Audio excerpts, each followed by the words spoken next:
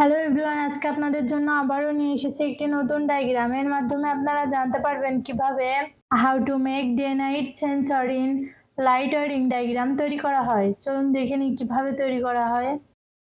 Light, এটির মাধ্যমে আলো জ্বালানো হয়। সার্কিট ব্রেকার, এটির মাধ্যমে যে কোনো একটি লাইন নিয়ন্ত্রণ করা হয়। ডে নাইট সেন্সর, এটি শুধু রাত্রে জ্বলে আর দিনে অফ থাকে। পজিটিভ লাইন সার্কিট ব্রেকারে কানেকশন দেওয়া হলো। সার্কিট ব্রেকার থেকে পজিটিভ লাইন ডে নাইট সেন্সরের একটি লাইনে কানেকশন দেওয়া হলো।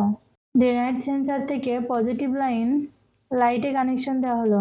নেগেটিভ লাইন ডে নাইট সেন্সরে কানেকশন দেওয়া হলো। নেগেটিভ লাইন লাইটে কানেকশন দেওয়া হলো। এই ডায়াগ্রামটি পুরোপুরি সম্পূর্ণ হয়েছে। এভাবে আপনারা আপনাদের বাসাবাড়িতে day night sensor in light wiring diagram তৈরি করতে পারবেন। ধন্যবাদ।